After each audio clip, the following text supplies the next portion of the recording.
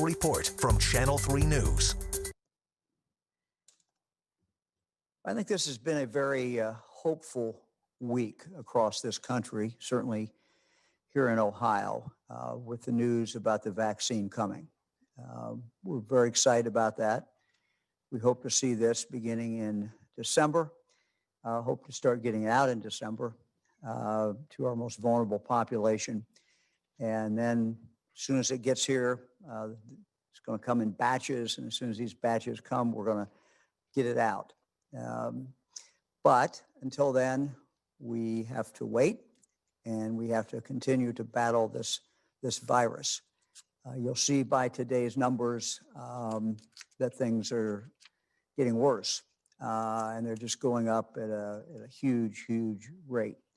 So we've got to get control of this. We've got to really focus on it. I quoted a quote attributed to Winston Churchill last night that when you're going through hell, keep going. And that's what we've got to do.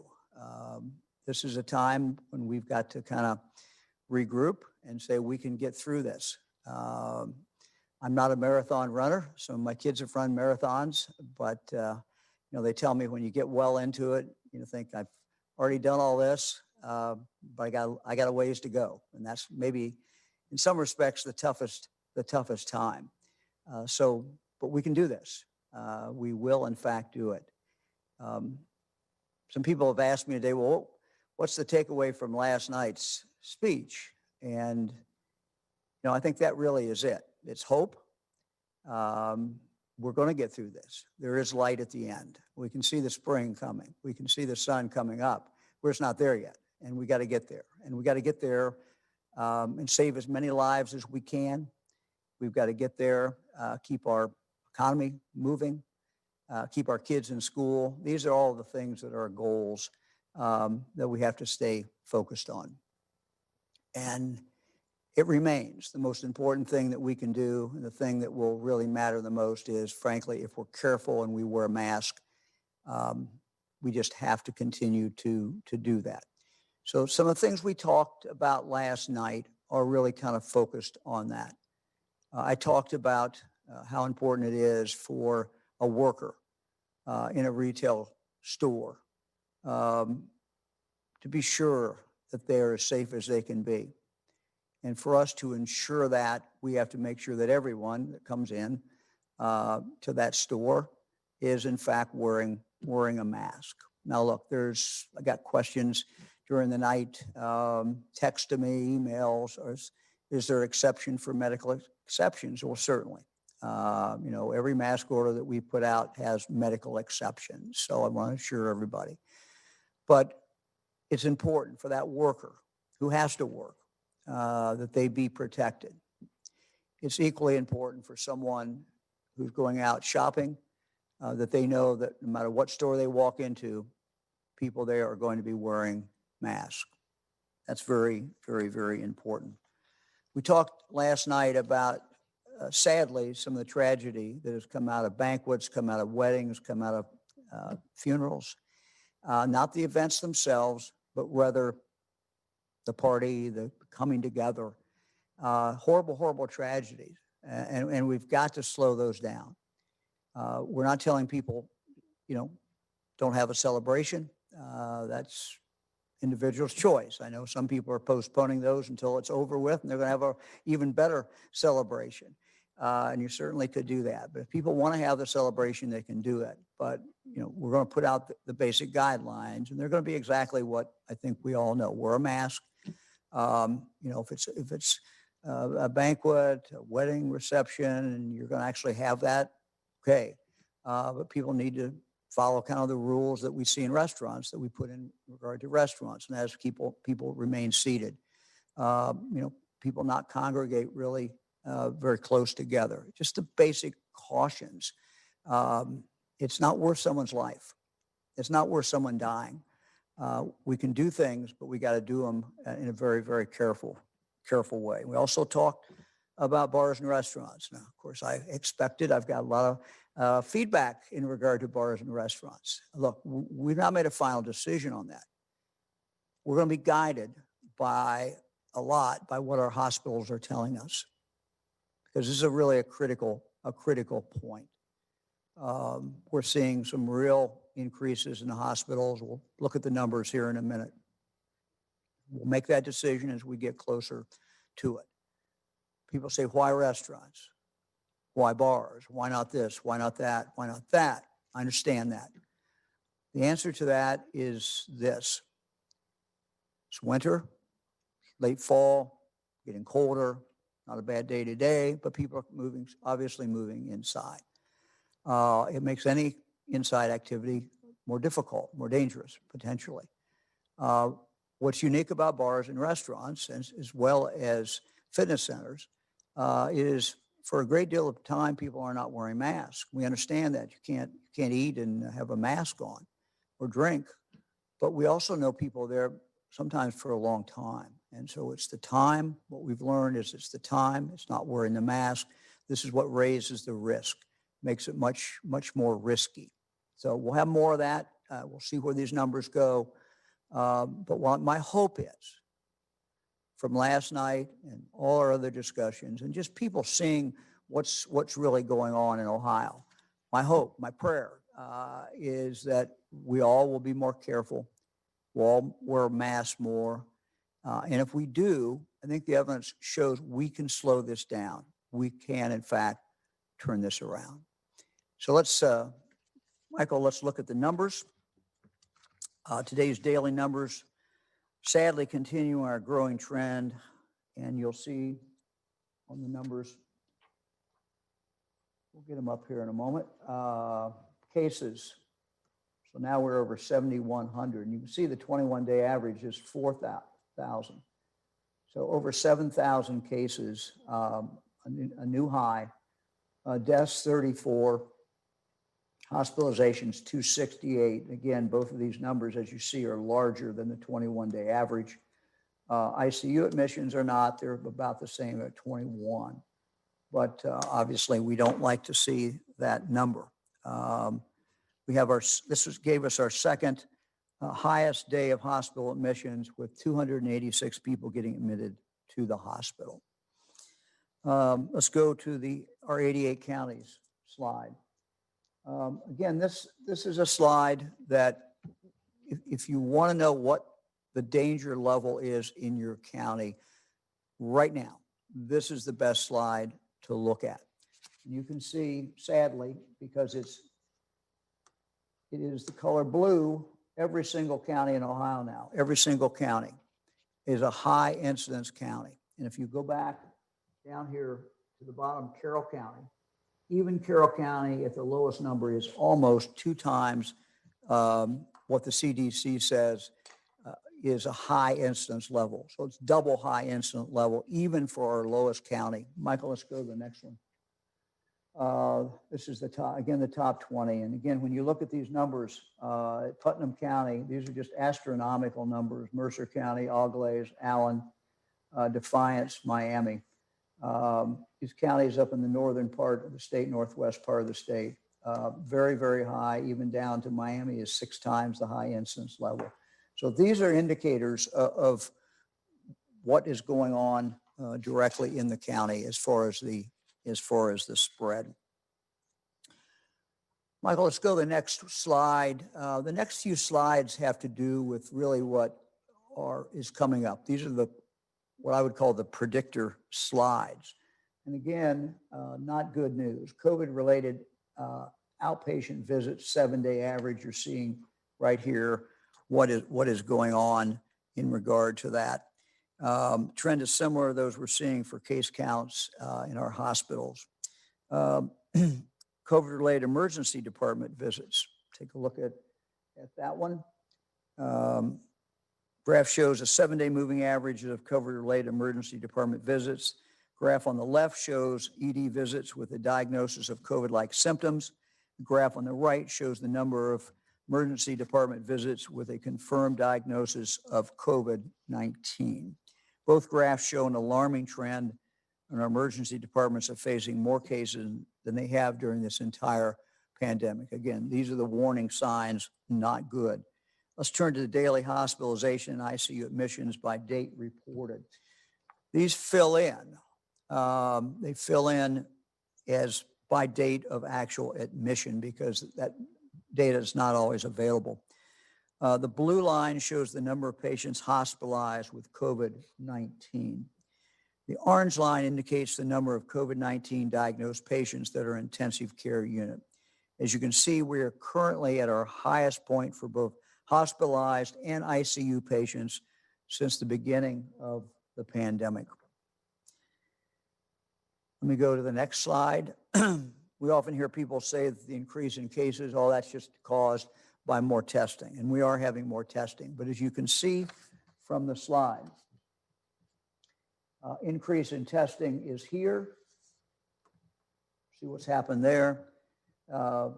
This one, however, is an increase in cases. And what you're seeing is a rather dramatic increase here, a good increase here, but not anything like that. This is the 20th week of the Ohio Public Health Advisory system. And Michael, let's go to the next slide on that.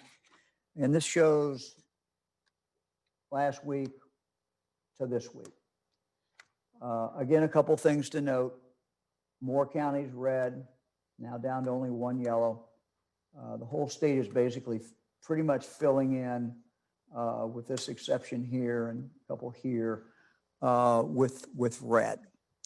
So again, I would advise people, you're in a red county, whatever county you're in, look at the slide we showed you before, which is how many cases there are. Michael, let's go to the next one. We'll go to the next slide. Again, this is where we are today. We designed this system really to give a good indication of what was coming. But when everything in Ohio is filled in, the value probably of these color code is not really as significant. Getting to the purple indicates, and we're not to purple, although we have two counties that have the alarm signal put up that they could be going there next week.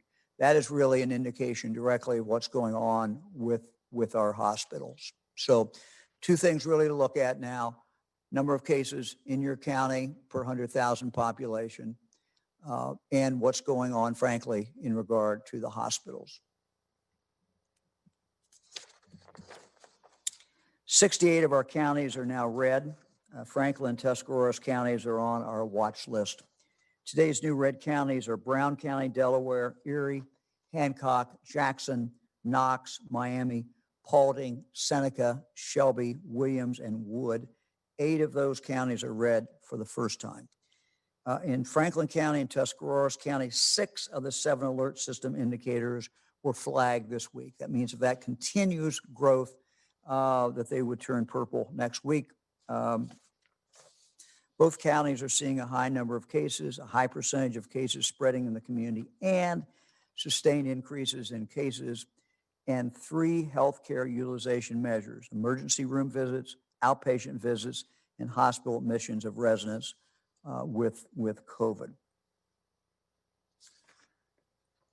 Let's go to something that we're going to be introducing. We don't have a slide for this today, but we're introducing something that I think will give you more specific details, particularly if you live in a larger county, and that is the ability to go to your zip code and go right down and see what exactly is going on. We're introducing 2 new dashboards on the coronavirus website. The first is a zip code dashboard. This latest release of data continues our commitment to giving you the most information we can as soon as we can. Users will be able to view data from their local communities on a map, and they can filter by probable or confirmed case status, by county. There'll be a specific zip code or a time period, such as cases during the past 2 weeks, 30 days, or the entire pandemic. So you can go down and just drill. What I would suggest people do when you look at this, look at the 2 weeks, because that gives you what is the last 14 days and gives you an idea of what has been going on. Case counts will also be available on a downloadable filter chart sorted from the highest cases to the least. To protect confidentiality, we aren't showing case counts for zip codes with fewer than 5 cases or less than 100 total residents. That will not impact most of you. The next dashboard that we're introducing today is a flu dashboard. A new flu dashboard that will be on the Department of Health website. This dashboard expands statewide seasonal flu activity that the Department of Health shares each year. So they always put out some information. This is going to expand it.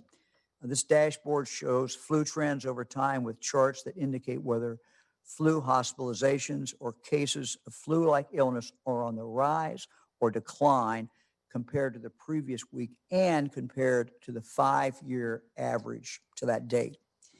Hospitalization data is broken down by region, county, date, sex, age, race.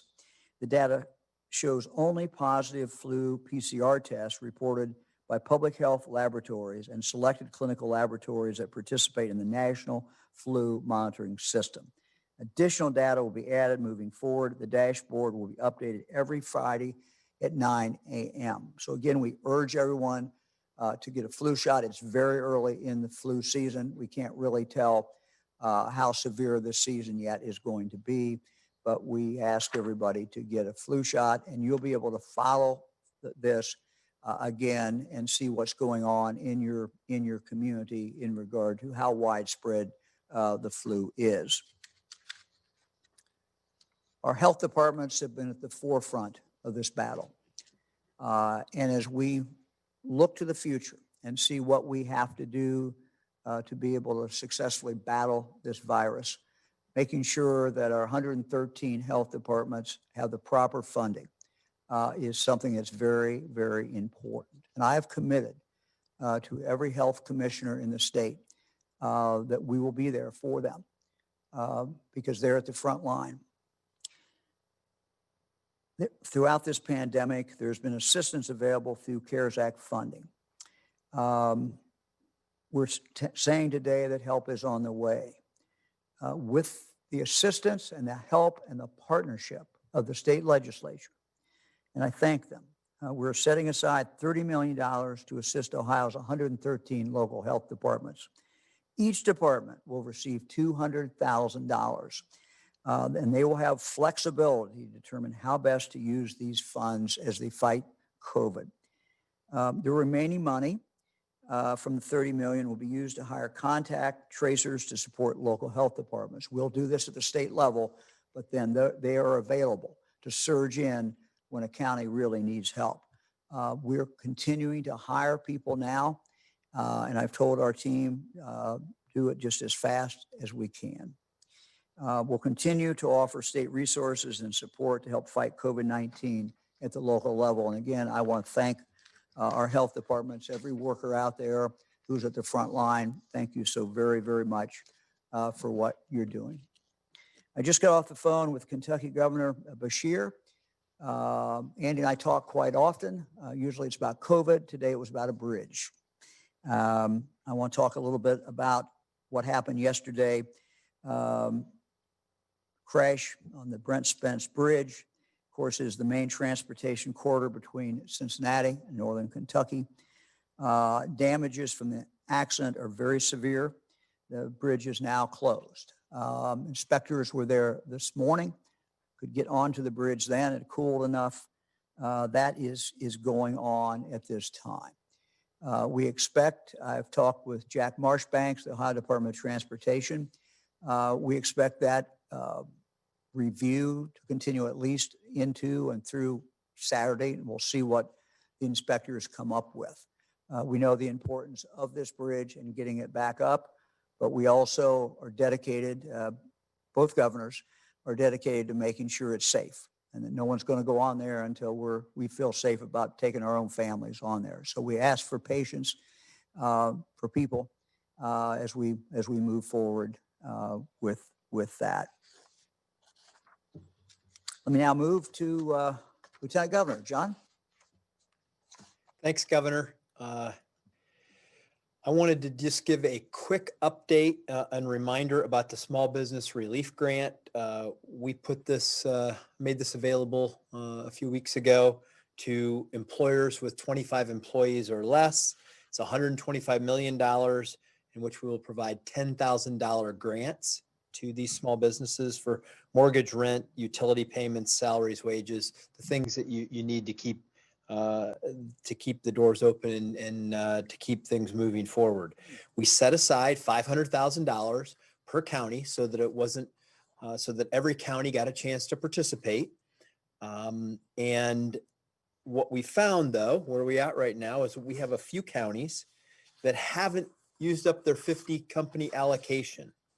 We have 13 counties: Vinton, Harrison, Adams, Hardin, Preble, Noble, Monroe, Fayette, Carroll, Morrow, Brown, Morgan, and Wyandotte.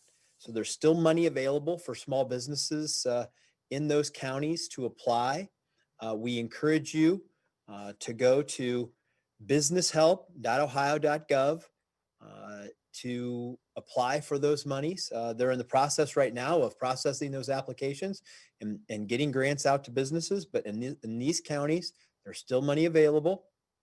And so for our friends in the media, if you cover those counties, please help us make sure that the businesses in those communities know about it so that we can make sure that they're getting the assistance that we know they so very much need.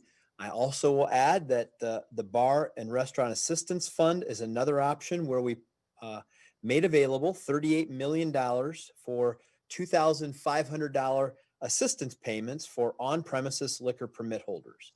The Department of Commerce tells me that we've only had about a third of our licensees apply for that money so far, and you can make sure that you get your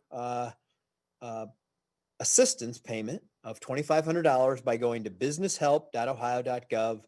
And this is an opportunity through the Ohio Department of Commerce and the Development Services Agency. Please make sure that you take advantage of those resources. As we know, it's difficult for small businesses and everybody during this time. I also want to thank everybody who's out there across the state who's sacrificing and working hard. As of late, healthcare workers, we know how challenging your jobs are, those that are working in nursing homes. We appreciate your efforts. And I know our team internally has worked hard at trying to deliver information to you, the media, to the public. And even the zip code data and the flu data that you now are being made available today through the dashboard, all of that is due to the hard work of our tech team. And the Center for Digital Government has given the state of Ohio an A for the 2020 Digital Survey of States. There were only 5 states, only 5 states to receive an A. And I was surprised, frankly, because we're just getting started. We're going to be able to do a lot more to support these efforts. This was triggered with the creation of the Innovate Ohio platform through our team at Innovate Ohio and the governor's executive order last year that required the agencies to put their data on that platform. Thankfully, the Ohio Department of Health was one of the first ones to do it. So that enabled us to move their data to the cloud, migrate that data to the cloud, which enabled us to create the coronavirus.ohio.gov dashboard, which we have been getting information out to all of you on. And being one of 5 states to receive an A, there were only 4 that were recognized for their for data governance and transparency as being the top states in the country, and Ohio was one of those. So I want to thank the data team. They work so hard at the Department of Health with the folks at the Innovate Ohio team to make sure that they're delivering this information, that they're protecting privacy. I know we have a long way to go to get where we want to be, but I just wanted to thank those teams for what they do to help get that information out to people. I hope you'll take advantage of the new data at the zip code level. I find it very interesting and helpful to really gauge what's going on in your community. So thanks, Governor. I'll turn it back over to you. Well, Lieutenant Governor, thank you very much. Thanks for your leadership in regard to this. Governments, I think, historically don't keep up many times in regard to getting data out. And we have an obligation to get it out to the public. As you said, John, we have a ways to go. We know that.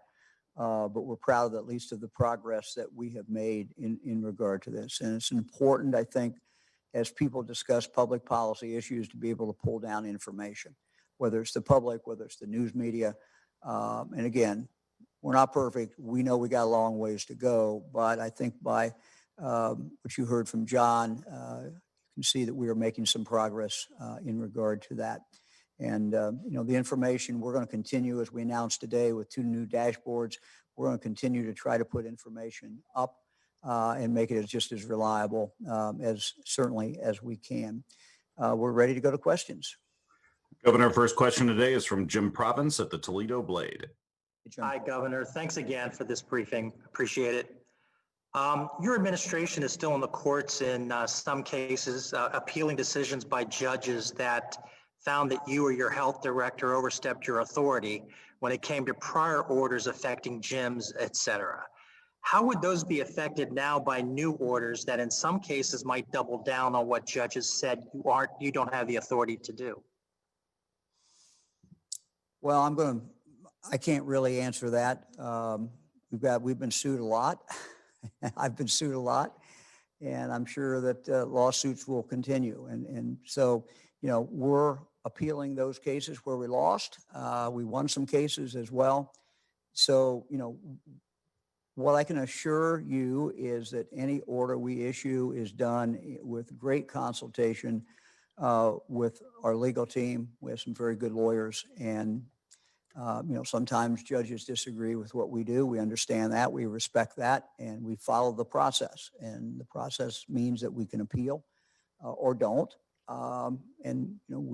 We make those decisions based upon what best counsel advice is and what we think is in the best interest of the people of the state of Ohio. So we're not going to make any order unless we feel that it is a valid order. Sometimes a judge may disagree, and that's the way the system works. Next question is from Brian Duggar at WTOL in Toledo. Hi, Governor. Brian. You said that you're going to assess bars and restaurants in 1 week. Now, we know that hospitalizations will likely to continue to go up because they are a lagging indicator. So what numbers are you going to be looking at, and what in your mind is acceptable progress? Well, you're right. These things lag. There's absolutely no doubt about that. And frankly, I had a choice. I was giving a speech to the people of the state of Ohio. I want to be as transparent and as open as possible. I could have not referenced bars last night or restaurants, but I wanted to just set it out before the people of the state that this is something that we believe we will have to go to if things continue down the path that they're going. We are seeing some spread in bars and restaurants.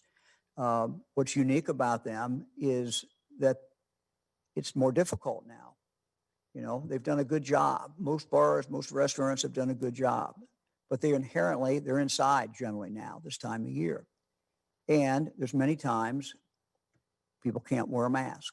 And that's what inherently, it's not their fault, but it makes it more dangerous and more dicey, quite frankly. So as we look at this thing, as I said in my opening comments today, we're going to first talk to our hospitals. We talk to our hospitals all the time, and we check with them to see what they are seeing and how bad the situation is. If you look at today's numbers, I mean, we are growing this. This is growing at just a massive amount, and we're going to have to take the actions that need to be taken. But the things we talked about yesterday, individuals in their own lives taking control of things is still the most important thing that can be done. I can't order that, but people can do that. And that's where we're seeing significant spread. Retail outlets, we put a mask order on in July. And yet, unfortunately, we have places in Ohio where you walk in and no one's wearing a mask, or very few people are. That's not fair to the employees, and it's not fair to the customers. And so we're going to have to do what we have to do in regard to that. Again, not in a punitive way, We're going to give warnings. We're going to talk to people. We're going to try to get them to comply before doing anything punitive at all. Where we've seen a lot of spread, where we've seen these big spread events have been weddings and some funerals. And so as I looked at things, and we looked at it, and all the people I talked to, both inside and outside the administration, we said, what are we going to do? You know, those are two specific things that we came up with that we believe will make a difference. Weddings and funerals coming under, not that they can't have the event, the party, the coming together, the wake, whatever. We're not telling people they can't do it. We're just telling them they got to do it in a safe way. We're saying to retail outlets, it just needs to be safe. We want you to stay open. But I am convinced that the flaring up of this virus, I know it's not good for business. And so if we can assure people that they're going to be safe in a business, that a retail outlet they go to, they're more likely to go to that. And it's just in everybody's interest. And the third thing, again, we didn't say we were going to do it on a certain date. We said we're going to look at it. We said, look, if things don't change, then in a week we will have to do this. So that's what we said. But we're constantly monitoring this every day. And we'll take an answer to your question. It's a totality of all the circumstances. It's not just one number or two numbers. We look at multiple numbers and we look at exactly where we are. For those who say, I don't like your decisions last night, or I don't like your idea about bars and restaurants, I understand. I fully understand that. We don't want to close anything, nothing. But the buck does stop with me. And I can tell you, and medical experts have told me, and hospitals told me, that at the rate we're going, this is not sustainable. We're going to have very bad consequences if this thing continues to go up at the rate it's going. And just look at how much it's jumping every single day. So it's not a question, it's not an option. The governor doesn't have an option to do something. We have to take action. It would be totally irresponsible at this point not to take actions. Next question is from Jack Windsor at WMFD in Mansfield. Hey, Jack. Hi, Governor. In communication with your Ohio Department of Health, we were told currently, quote, there are many fewer non-COVID respiratory illnesses than usual because of social distancing, mask wearing, and working from home. So two-part question in light of the newly commissioned retail compliance unit you spoke about last night. If masks work for flu and other respiratory illnesses, why are they not working for COVID? And then the second part of that is, what evidence are you getting to indicate mask compliance levels? The eyeball test where I am shows that almost everyone is masking and has been. Well, Jack, again, I'm with all due respect, I disagree with your facts. So we start from a different premise, I guess. Masks are being used in some places, and at one level in some places, and a different level in other places. There's not, there's no uniformity, consistency. I mean, if I could wave a wand and we were doing 90% mask compliance every place in public, I would say we got it. It's good. But we're seeing an inconsistency. Why do I think masks work? Every expert that has looked at this says they work. You can go look at article after article. But I'll tell you what our own experience in Ohio has been. When in July, several of our mayors put a mask order on in their city, and shortly after that, I put a mask order on for the rest of their county, and for any county that was red at the time. We saw a very quick increase in mask usage. Now this is eyeballing it. This is people out looking. This is what mayors are telling me. This is what health commissioners are telling me. Mask compliance went up dramatically. At the same time, when mask compliance went up, cases went down. There was no other reason for those cases to go down. I mean, there could have been some other variable in there that may have impacted it some, but the biggest variable, the biggest change that we could see was masks were being worn. And so we saw the cases go down dramatically.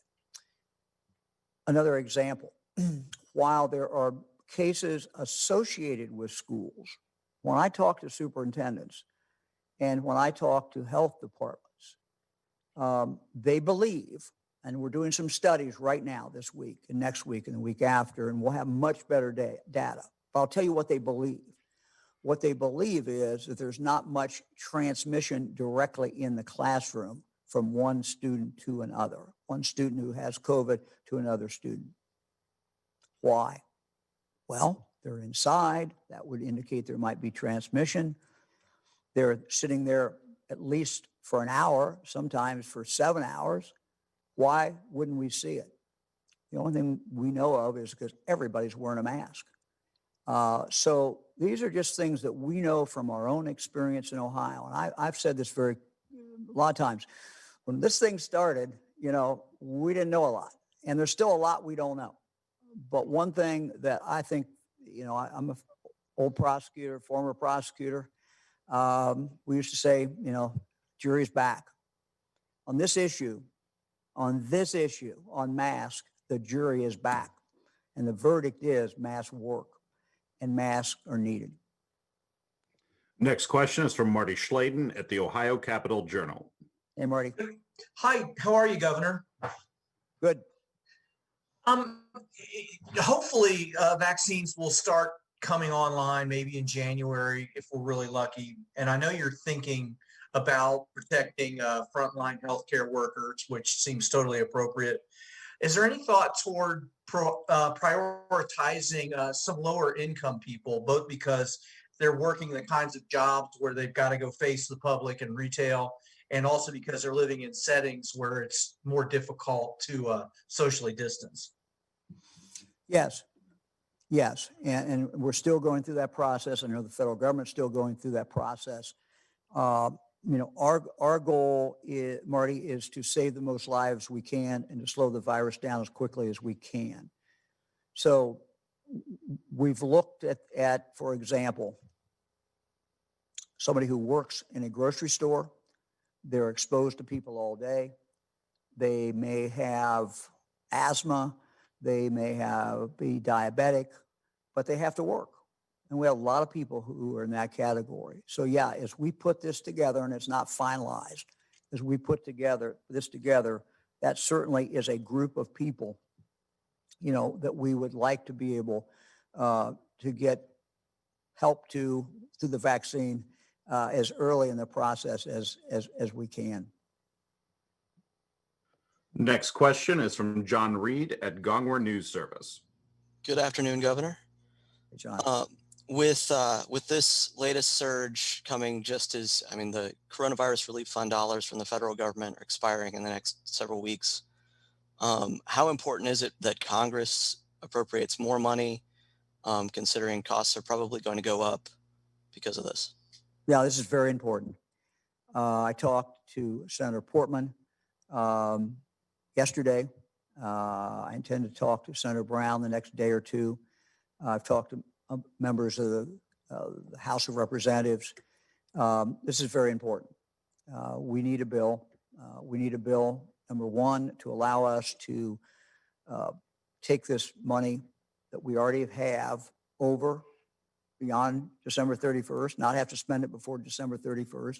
It would be an inefficient use of the money for us to have to spend it now. So being able to carry that over is very important. Having additional money is important as well. So it's very, very, very important.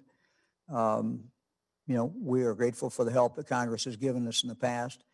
We do not have the ability in Ohio. We have to balance our budget every year. That's a good thing. But, there's no extra money. There's no money to do some of these things that we know really need to be done. So we're holding money back. We keep thinking there's probably going to be a bill and that we can move that money over so that we can do testing into next year. Because even though I'm very optimistic of the news this week, we hope to have the first batch of vaccine in December, but we know it's going to take a while for that to go out. And all during that period of time, we're going to have to continue to wear masks. We're going to continue to keep the distance. We're going to have to do all the things that we're doing now, and we're going to have to continue to test. And we need money for that testing. Next question is from Jim Oddie at WHIO in Dayton. Hey, Jim. Hey, Governor, let's talk about the mechanics of the modified mask order. First off, has that come out yet? Secondly, how do you envision this working? Your staff from the Bureau of Workers' Compensation will they be going into stores, or will this be on a complaint basis? Do you have enough people to realistically enforce this across the state? Well, first of all, Jim, what we hope is with this order that, and with the great increase in cases that people are seeing. I mean, this is a different ball game today. This is a different world than we had in the spring. This is a different world than we had in the summer. Ohio faces a much bigger challenge today. And I think that it's time now for people to reassess. And if someone said, look, I'm not going to wear a mask, now's the time to think, I really need to do this. So what we hope is with the new order, with the enforcement threat out there, frankly, that people will comply a lot more. And I think they will. Specifically in regard to your question, the Bureau of Workers' Compensation exists to protect workers. What these agents will be doing when they go out is protecting workers. We want to ensure that every Ohio worker, when they go to work, they're in a retail establishment, they're looking at people who are wearing a mask also, and not be in a situation where all the employees are wearing masks, but yet people coming in and customers don't have to. That's not fair. It's not fair. It's not right. So what these inspectors will do is they will be going out. They will be going into stores. They will be assessing the situation. They will be meeting with the store manager, who's ever in charge on that shift, and kind of talking about, what is going on in these stores. We need for the stores to continue to make sure that there's not a whole bunch of people in the store. They have to manage that. At the same time, they have an obligation to see that it's a safe working environment, just like anything else. And wearing a mask is part of that safe environment. We anticipate they're there to help and to explain. And, the first time they come in that store, they're not going to shut anything down. They may, depending on the facts, give a warning. When they come back, if the situation is not good, then, they can take at their discretion appropriate action to, shut the store down until the store, up to 24 hours. Doesn't mean it always has to be that, but until that store can comply and there's a safe environment. Public has a right to have a safe environment. Employees have a right to have a safe environment. That's how we intend to do it. Next question is from Alex Ebert at Bloomberg. Hey, Governor, thanks for this opportunity. I have the blessing and the pleasure to cover the Midwest for Bloomberg. And in doing that, I get to see how the governors try to needle their way between conservatives that are worried about overreach of the government and liberals that are more concerned about, not doing things for the equity of poor people in the states in terms of COVID. How do you personally go about making these decisions, trying to get political consensus behind these things? And what are your considerations about trying to keep the political will behind the things that you're doing? Because you're a little bit out of step and ahead of Michigan, Kentucky, and Indiana in your new mask mandate. Thank you. Well, it's interesting. As you know from your coverage of the Midwest governors, sometimes one's been ahead, sometime another. We talk a lot. In fact, we have a call today. I'm looking forward to that call. We're all facing the same issue.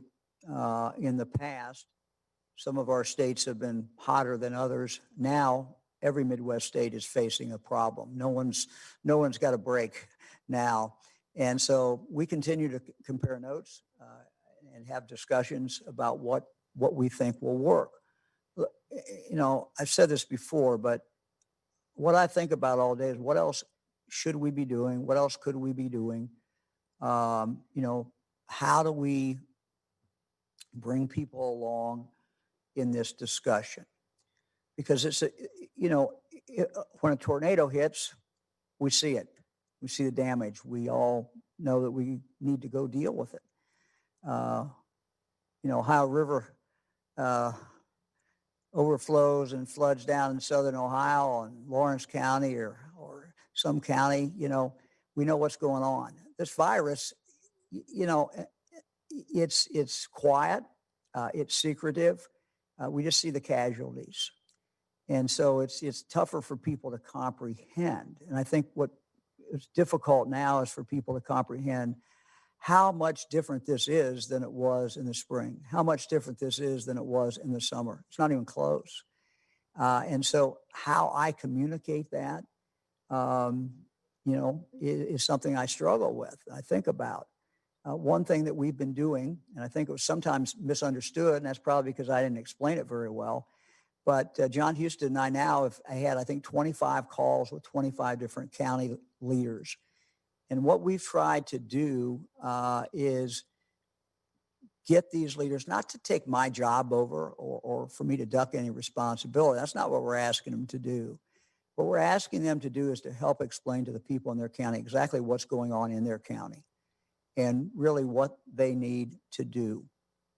And we've had great calls. I think it's been very successful, and it's been a frank exchange of ideas. In some cases, it's been things that they needed us to do, and we're trying to do those things. In other cases, it was frankly us explaining to them exactly what is going on, what the numbers do show. And not everybody's got a busy life. Not everyone knows exactly what's going on. And so it's bringing people together in counties is one way, to get back to your question, one way that we try to bring people along. Because ultimately, I work for the people of the state of Ohio, but I owe them a frank discussion. We tried to have that frank discussion last night. We're carrying on those discussions as we talk to leaders in these Zoom calls all over the state. And I appreciate very much, I want to say this to all of them, the local officials, whether we've got you on the Zoom yet, call or not, but we appreciate everything that you're doing, because you're really a key to, having the public understand and then carrying out what we need to do at the county level. Next question is from Kenny Bass at WCHS in Charleston, West Virginia. Hi, Governor. Thanks for the opportunity. Since closing bars and restaurants in Ohio is still on the table as a possibility, can you share the scientific data and contact tracing that confirms spread is a real problem in those establishments and would drive your decision? And since you regularly share problems with us about weddings, funerals, and churches as major sources of outbreaks, are you considering shutting those things down in order to contain the spread? And finally, if small gatherings of family and friends are major sources of spread, which you've said, why not some type of order limiting those activities and try your luck in court and see what happens? Thank you. Well, we do have still an order on of 10 people gathering together. There's some exceptions, but that order has never gone off. I don't intend to send agents out to knock on people's doors, go into their backyard, go down to their rec room. I mean, we can't do that, and we shouldn't do that. So a lot of, going back to, previous Alex's question, previous question, a lot of it is persuasion. A lot of it is letting people understand what the facts are, and so that they can make those decisions. So, some of this we can't do and shouldn't do by any kind of mandate. But, as far as the weddings and these events, look, we're not going to tell someone you can't get married. I'm not going to tell someone they can't bury their loved one or can't have a ceremony. Not going to do that. Not going to do that. Not right. Not right. But we can say, look, we're losing people. People are dying as a result of some of these celebrations. And we've had horrible stories. Just breaks your heart. And so telling people, you can do it, but wear a mask. Stay at the table just like you would at a restaurant. Don't go dance. Don't mingle. I know that's tough. It goes against kind of our grain, particularly a celebration. But there's other ways of doing these things. You can have the event. And if you want to have a big party, when this thing is over, have a great big party. There's many alternatives, many ways that people can deal with that. And as far as the evidence from bars, look, I looked at some things today, reports. We've got evidence. There's spread in bars. There is spread in restaurants. Is there spread other places? Absolutely. We got spread all over the place.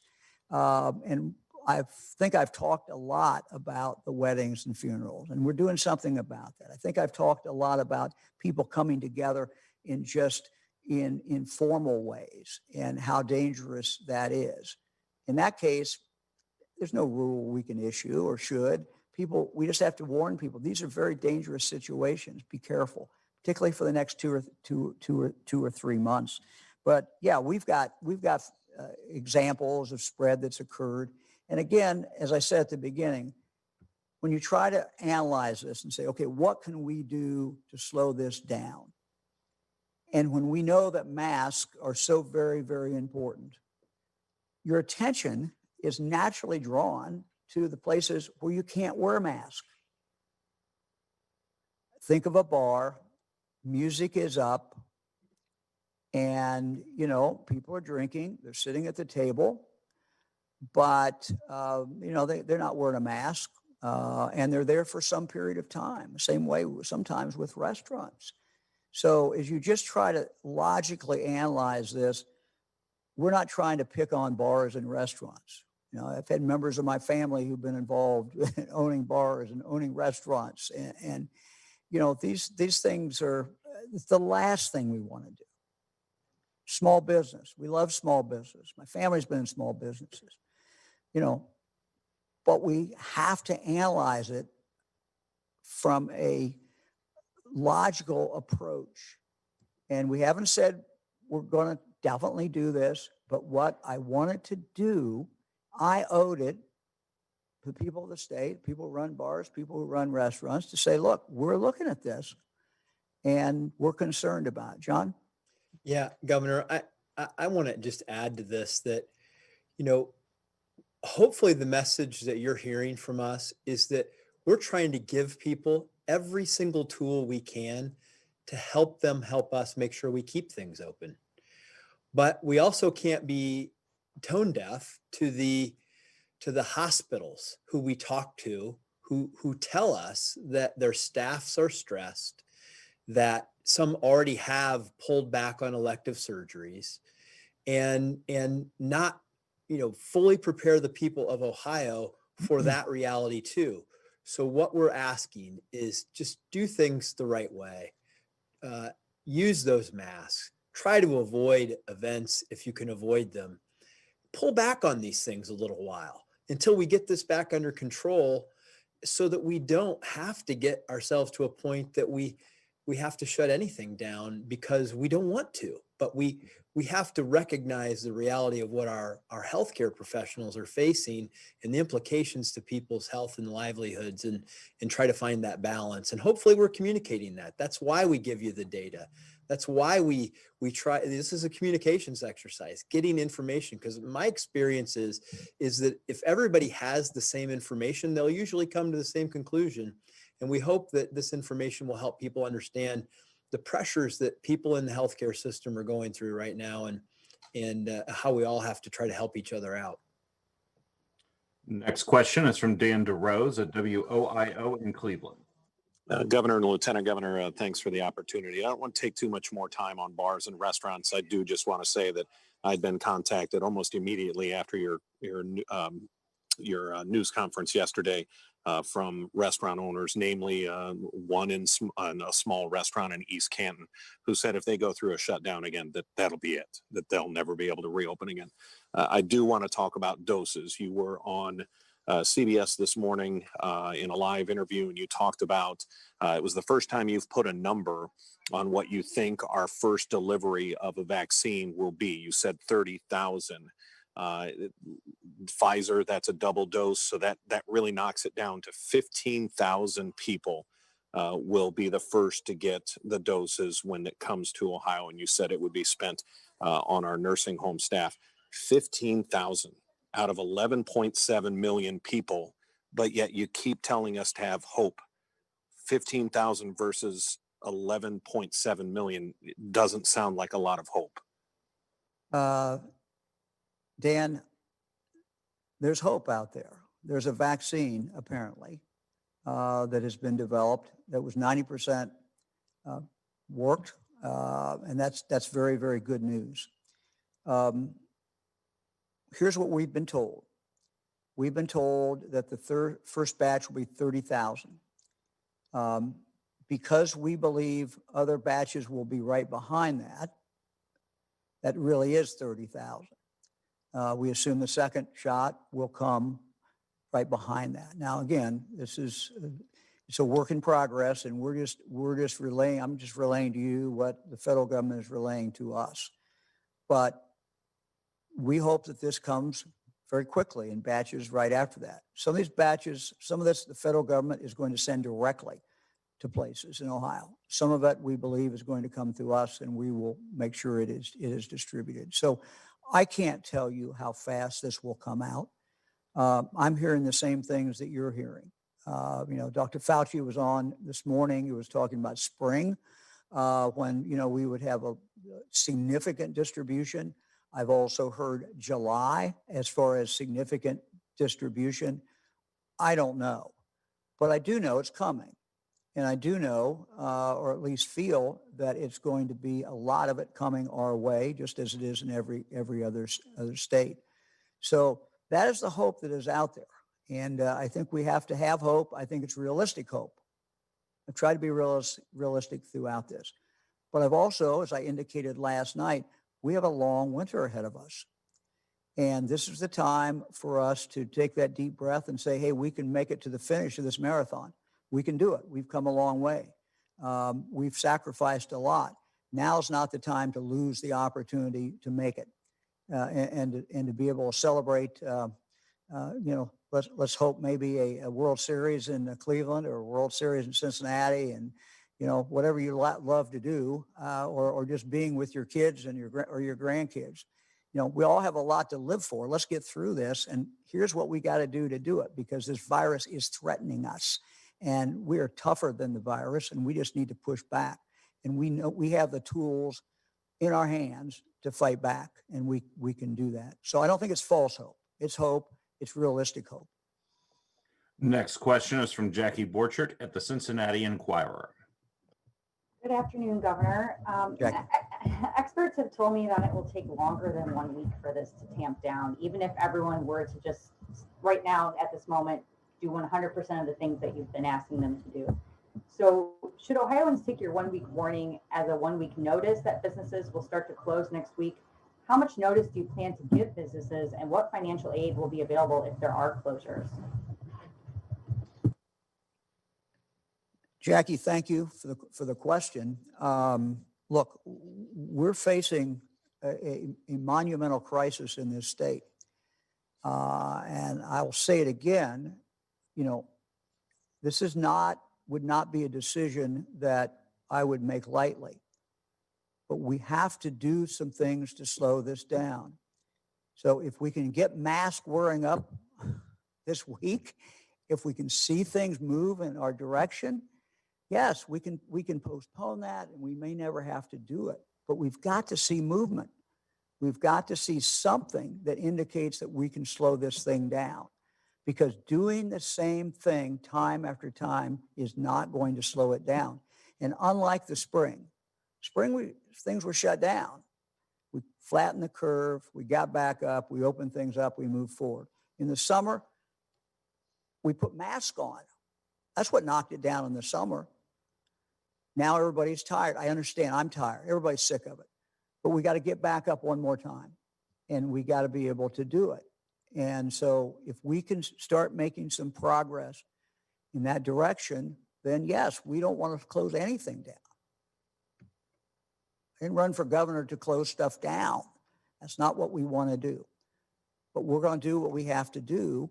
And what I'm asking the people of Ohio to do, put your mask on, stay. Be careful. Don't go to that party. Now, these are things that we can do now, and we will see pretty quick results. We can do that. Next question is from Joe Ingles at Ohio Public Radio and Television. Good afternoon, Governor. Hey, Joe. Hi. We've been hearing cases of people who live with someone who's COVID positive. They're supposed to be quarantining, but they're not because they don't feel sick. They're not showing symptoms. They don't have paid sick leave, fear of losing their job, and they believe the pandemic is politically motivated. They continue to go to work, sometimes in places like hospitals and nursing homes where people could easily get this. What can be done to make sure those who should be quarantining due to exposure are actually doing it? Yeah, Joe, quarantines are done at the local level. They're done by 113 health departments. I mean, I think our job is to continue to try to appeal to them and continue to, message to them. I mean, I know that the last thing anyone wants to do is to hurt someone else or to kill someone else. And certainly they don't want to do that to someone they know or someone even they don't know. So I think bringing home the reality of how this spreads is just very, very important. And I think all of us have an obligation to do that. I've asked the mayors to do it. I've asked the county commissioners to do it. But this is a persuasion. Part of what this is bringing people along and letting them understand the gravity of the situation that we're in today. That's what I'm trying to do. Next question is from Kevin Landers at WBNS in Columbus. Hello, Governor. Kevin. Thank you for for doing this again. Masks and stay-at-home orders have been, it seems, the most effective ways to reduce the spread. And if cases are skyrocketing and hospitals are stressed out, why not take that drastic measure and do another stay-at-home order if we're in such dire straits now? And do you believe that the state has an obligation to pay back revenues for those businesses who may have to close as a result? Thank you. Well, I'll leave that up to the lawyers. Second part of the question. Let me take the first one. I saw a headline today. I always look at the front pages of all the major newspapers in the state. And I know the writers have told me that they don't write the headlines. And sometimes headline writers have to squeeze stuff in. But there was one talking about a shutdown. We're not talking about a shutdown. We're not talking about shutting down the state. What we're talking about is trying to do what we have to do so our hospitals can stay open, so our kids can stay in school, our grandparents who are in nursing homes or great-grandparents who are in those nursing homes can be safe. That's what frankly this is all about. But we're not looking at a shutdown. And the reason we're not looking at a shutdown is we know the cost. I don't just mean economic cost. I mean the personal human cost that goes with a shutdown. Mental health problems have gone up significantly since this virus hit. We've lost more people to drug overdoses because people are alone. One theory is that they're more alone. And if they overdose, there's no one there to help them. There's no one there to call 911. There's no one there to help. We know with the shutdown, kids who are in school, who need to be in school, can't be in school. We know that when we had the previous shutdown, that we had fewer cases of child abuse reported. I don't think there was less child abuse. I think there just weren't teachers to look at these kids and make a determination there might be child abuse and report it to the local children's services. So tremendous penalty, tremendous damage is done when there's a shutdown. Uh, you know, we may come to that, I suppose, but that is not what we want to do. And particularly when we have it within our own power to avoid that. So I guess if there's one message from today, I would like to leave with everyone, we have it within our own power to avoid these bad consequences, either of a shutdown or of this virus just running wild through the state of Ohio. We can control it by what each one of us does. Next question is from Jeff Reddick at WSYX in Columbus.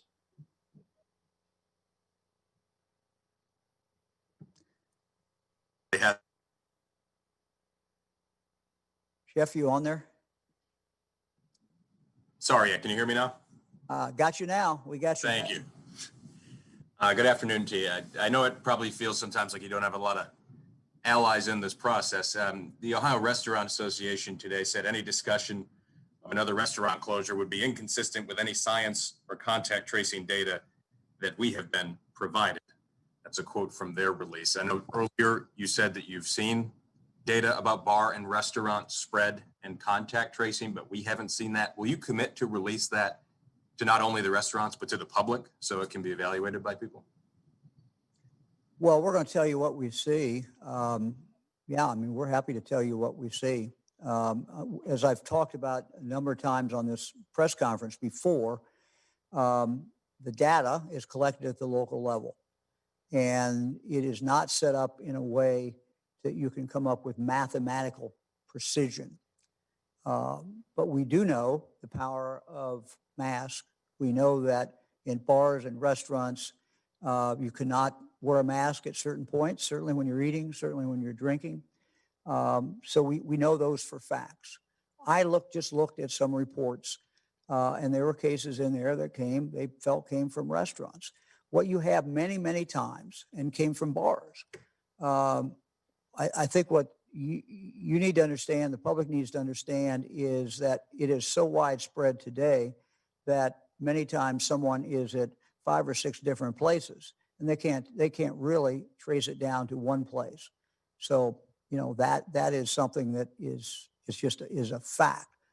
But do we have indication that it spreads? Sure. It's not the only place it spreads other places too. But it spreads in restaurants, and it's going to spread more as people get more inside. I just want to add that, look, we've been doing weekly phone calls with the Restaurant Association. I will be in a conversation with them this afternoon. We are working with them to find every collaborative way that we can to reduce the spread of the virus, to just take a collaborative, constructive approach with them. So we will continue to listen to the restaurant owners and the bars and get the best information and try to get on the same page with the data that we are both looking at as we work through this process. Next question is from Ben Schwartz at WCPO in Cincinnati. Hi, Governor. Hi, Ben. I have an email here from a WCPO viewer who says they see police officers not wearing masks in areas where everyone else is required to. They've asked these officers why they aren't, to which they reply, they don't have to wear one while on duty. In this viewer's words, they quote, remain concerned that these law enforcement officers' choices are posing a danger to the public. They say they've reached out to your office about this with no response. So I'm just wondering if you're able to address these concerns. We'll take a look at that. I mean, you know, my first reaction to that is that is a matter that was within the jurisdiction of that police department. There may be a legitimate reason why they're not wearing masks, but we'll look at it. We'll look at it. Next question is from Matt Wright at WJW in Cleveland.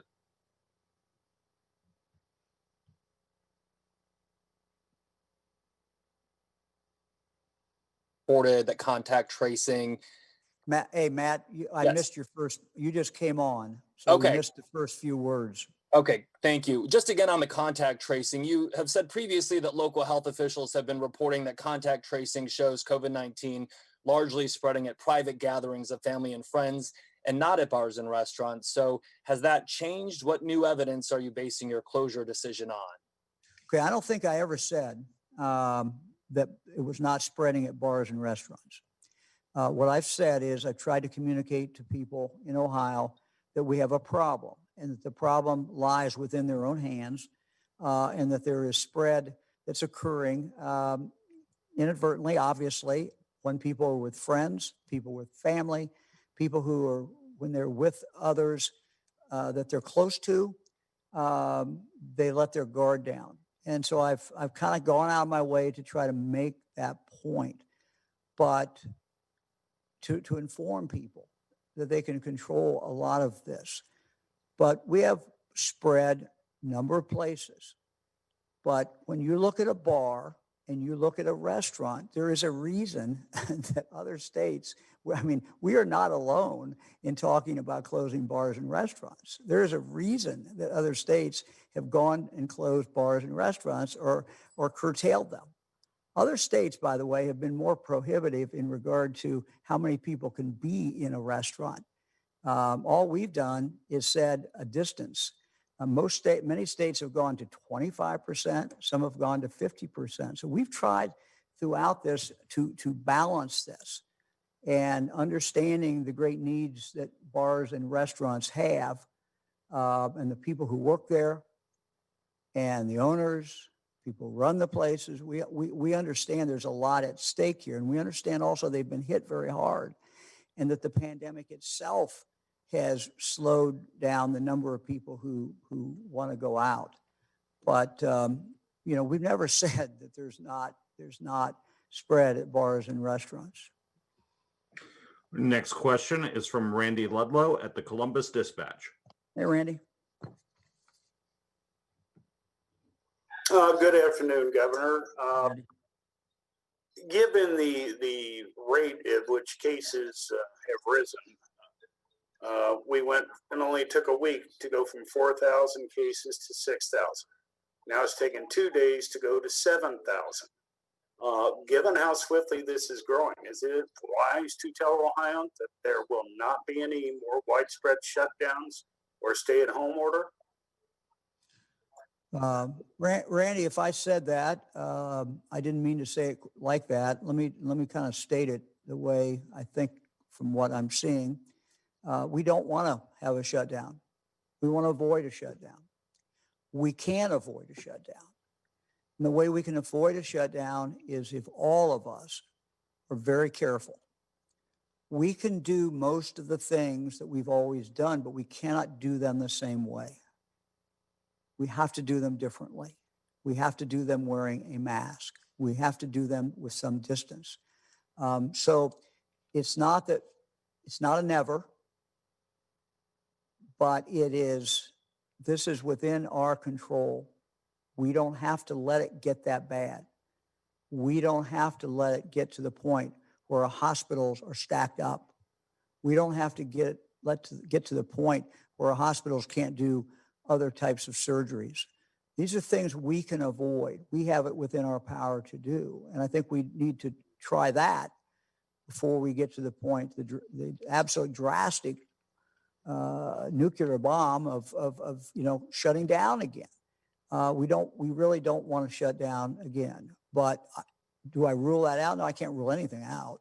We have to base decisions every day on what kind of facts that we are seeing. But you're absolutely right, Randy. This thing is rolling through Ohio really fast. Next question is from Scott Hallis at the Xenia Daily Gazette. Hey, Scott. Hey, Governor, how are you? I'm well, sir. Good. Thank you for taking our questions. After last night's speech to the state, I had gotten a couple emails from a couple of gym owners and even a couple of people who run dance studios who I know. And they want to know, and maybe the order will contain all this, but when you say employees and customers have to be wearing masks, are there still going to be exemptions for people who are in a gym while they're actively working out that they don't have to wear a mask? Or if someone's teaching a dance class to, 8 or 9 people while they're actively doing that, are they going to be exempt from having to wear a mask? Or is this going to be a 100%, mask all the time type of order? Well, our mask order enforcement side and the additions that we just added to it really are focused on retail outlets more than dance studios or more than fitness centers. It's at least for the time being, the current order in regard to fitness centers and dance studios remains at this point. So there's not really a change. The only thing I would ask is just people be careful. If you can wear a mask in those situations, that is obviously a lot safer. But, when we talked about what we might have to do in the future with bars and restaurants, fitness centers, a lot of that is based upon the fact that people are not wearing masks. So for now, in answer to your folks' question, it's the same. Next question is from Tanisha Johnson at Spectrum News.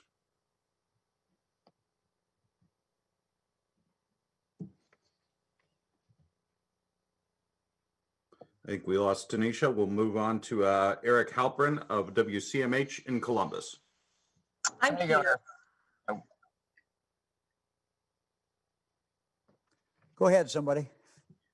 If I may, Governor, thank you for taking my question.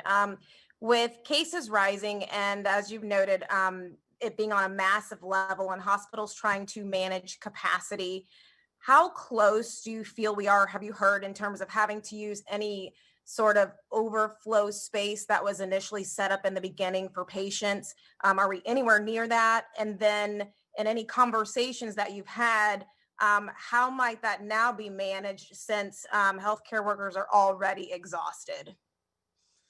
Yeah, it's a good point. I mean, as we talked about last night, the exhaustion of the healthcare workers and the fact that this is now hitting throughout the Midwest, throughout the northern part of the country, and in every county in Ohio makes it very different than it was in the spring and in the summer.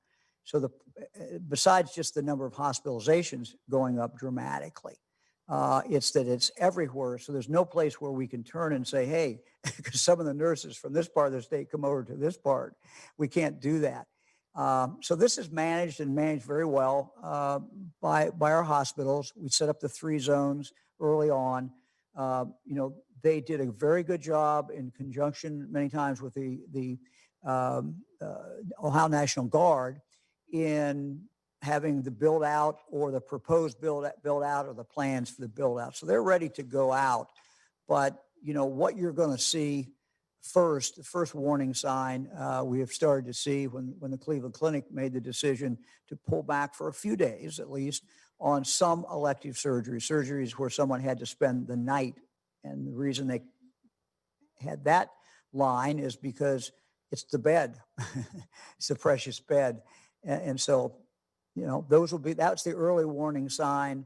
And then these hospitals, and we'll keep you informed, and the hospitals will keep you informed as we move forward about exactly what stage that we're at. But you're right, it's the people, and the people we really worry about. They're tired. They're our heroes, and there's only, how much more can we ask of them?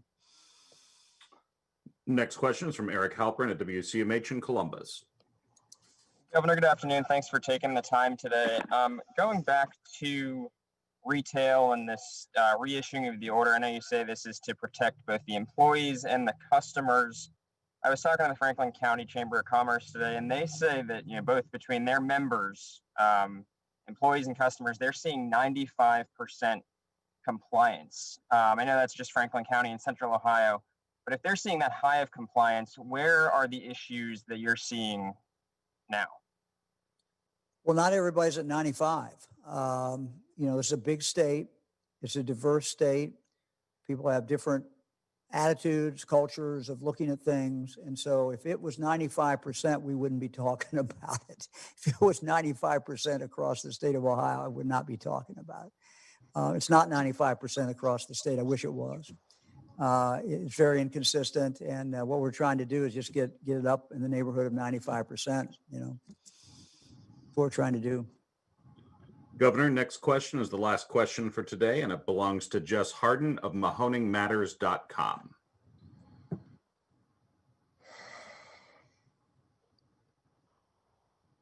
We Jeff? should. Hello. Hi, Governor.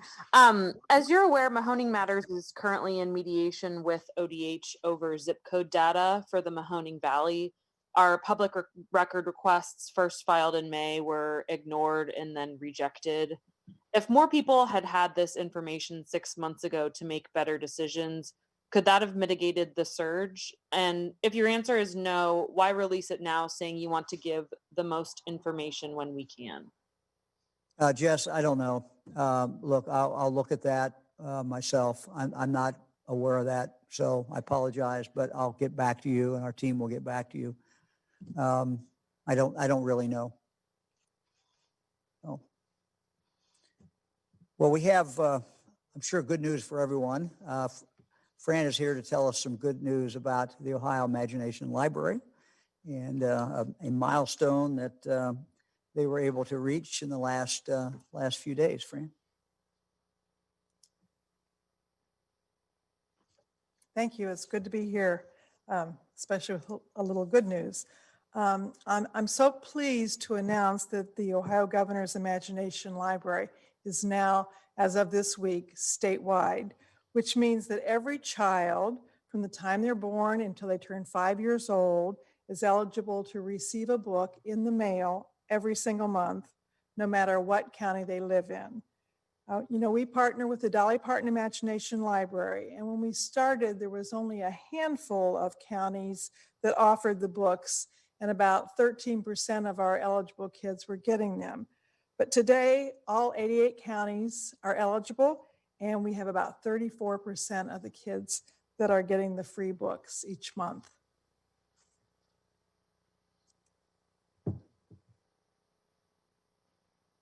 We have a little video. It's hard to believe the Ohio Governor's Imagination Library program is a year old.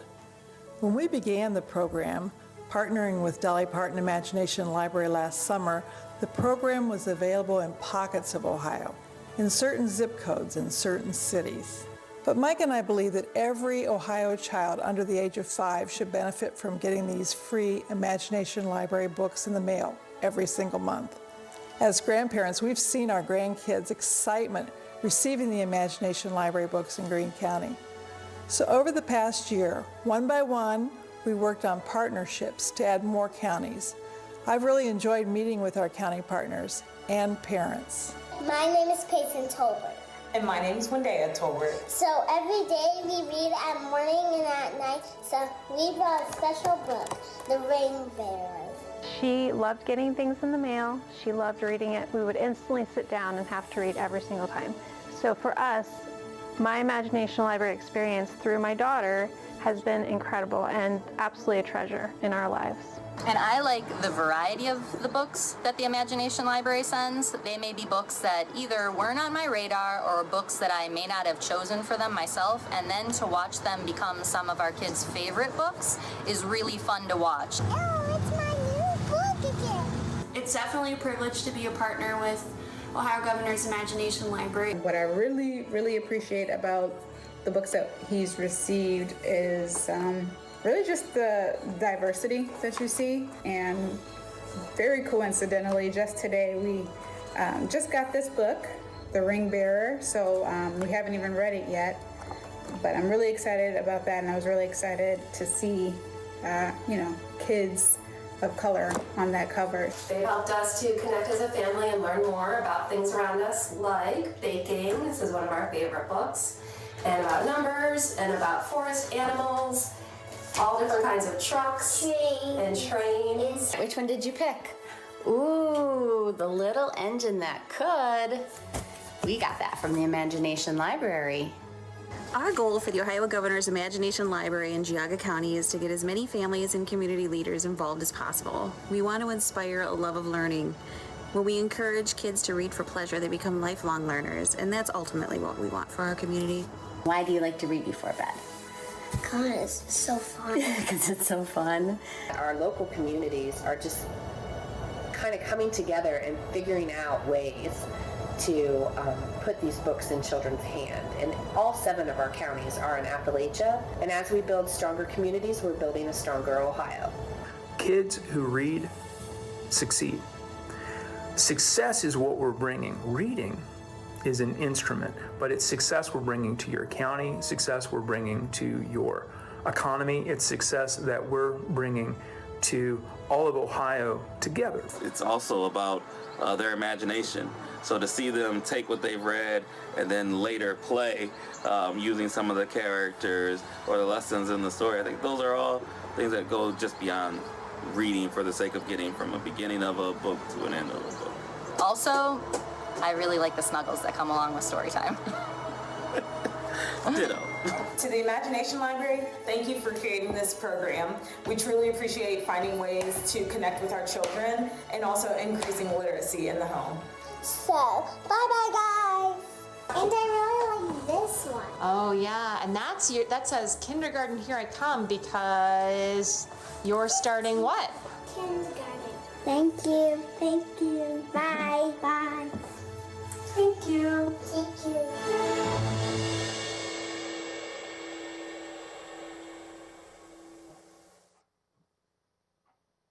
We've been able to put more books in the hands of Ohio's children during these very, very challenging times, thanks to the support of the General Assembly and also to our partners statewide.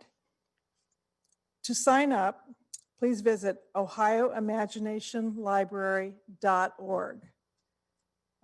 Actually, just today, our little 4-day-old granddaughter Meg was signed up for the Imagination Library. So we hope you'll go sign up your kids and your grandkids. Thank you. Thank you all very much. We'll be back here